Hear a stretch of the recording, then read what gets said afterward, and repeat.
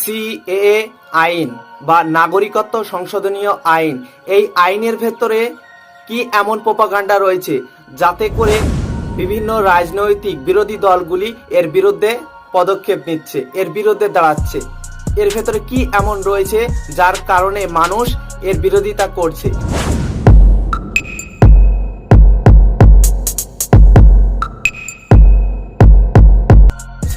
CAA আইন 2019 সালে পেশ করা হয়। এই বিল পেশ করেন ভারতের স্বরাষ্ট্রমন্ত্রী অমিত শাহ। এই বিল টানা 7 ঘন্টা বিতর্কের পর 2019 সালের 10 ডিসেম্বর পাশ হয়। এতে স্বাক্ষর করেন ভারতের রাষ্ট্রপতি রামনাথ কোবিন্দ। এই আইনে বলা হয় মূলত ভারতের প্রতিবেশী দেশ পাকিস্তান, আফগানিস্তান এবং বাংলাদেশ, এই 3টি দেশ থেকে 6টি সম্প্রদায় হিন্দু, শিখ, খ্রিস্টান, জৈন, পার্সি, বৌদ্ধ, এই 6টি সম্প্রদায়ের মানুষদেরকে নাগরিকত্ব দেওয়া হবে। শুধুমাত্র মুসলিমদেরকে নাগরিকত্ব দেওয়া হবে না। এটা কিন্তু খুবই ভালো কথা। এই যে 3টি দেশ, এই 3টি দেশেই মুসলিম সংখ্যাগরিষ্ঠ। এই সম্প্রদায়ের মানুষগুলি এই 3টি দেশে অত্যাচারিত, নির্যাতিত হচ্ছে। সেই কারণেই সেই মানুষগুলিকে বা সেই সম্প্রদায়গুলিকে নাগরিকত্ব দেওয়া হবে। এটা কিন্তু খুবই ভালো কথা। এটা কিন্তু আমি আপনি সবাই এর পক্ষে। কিন্তু মজার বিষয় হচ্ছে একটি দেশে দুরকম আইন কেন? আইন হলে সকলের কাছে সমান হোক। এই 3টি দেশে সংখ্যাগরিষ্ঠ মুসলিম রয়েছে, সেই জন্য অন্য নিপীড়িত, নির্যাতিত সম্প্রদায়ের মানুষদেরকে নাগরিকত্ব দেওয়া হবে। কিন্তু ভারতের প্রতিবেশী চীন, শ্রীলঙ্কা, মায়ানমার, নেপাল, এই দেশগুলির মুসলিম সংখ্যালঘু মানুষদের কেন নাগরিকত্ব দেওয়া হবে না? কেন এই দেশের মানুষদেরকে কেন নাগরিকত্ব দেওয়া হবে না?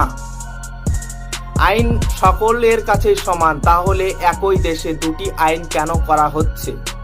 এটা একটা বিষয় গেল। নাগরিকত্ব কাদেরকে দেওয়া হবে? যারা নাগরিকত্ব অলরেডি রয়েছে, যারা ভারতীয় রাষ্ট্রীয় কর্তৃক সমস্ত সুযোগ সুবিধা ভোগ করছে, যাদের আধার কার্ড রয়েছে, যারা ভোট দিতে পারছে, যারা ভোটে দাঁড়াতে পারছে, তাদেরকে কিসের জন্য নাগরিকত্ব দেওয়া হবে? তাদের আছে প্যান কার্ড, রেশন কার্ড, আধার কার্ড, পাসপোর্ট, সমস্ত নথিপত্র তাদের রয়েছে। তারপরেও কি এমন নাগরিকত্ব দেওয়া হবে? একটা মানুষ চাইলেই সে নাগরিক নয়, তারপরে সে কিভাবে ভোট দিচ্ছে? আপনার বা স্বরাষ্ট্রমন্ত্রীর কথা যদি সঠিক হয়, একটি মানুষ এই রাষ্ট্রের নাগরিক না হয়ে সে কিভাবে ভোটে দাঁড়াচ্ছে, সে কিভাবে ভোটে দিতে অংশগ্রহণ করছে? 2019 সালে 10 ডিসেম্বর এই বিল পাশ করা হয়েছে। তাহলে এই 2024 সালে ইলেকশনের সামনেই সিএএ আইনটা কেন এই নিয়ে বেশি কথা বলা হচ্ছে?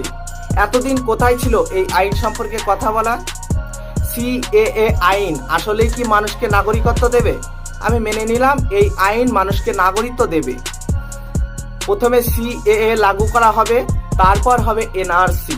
সিএবি আনে কে বাদ এনআরসি আয়েগা।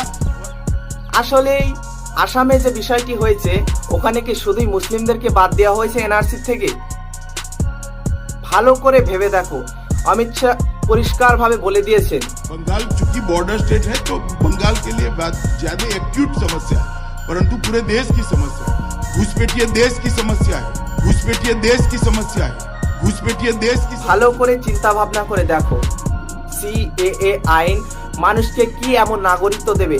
অলরেডি তোমার নাগরিকত্ব রয়েছে, আমার নাগরিকত্ব রয়েছে, আমার কাছে সমস্ত নথিপত্র রয়েছে, আমি রাষ্ট্রীয় কর্তৃক সমস্ত সুযোগ সুবিধা পাচ্ছি।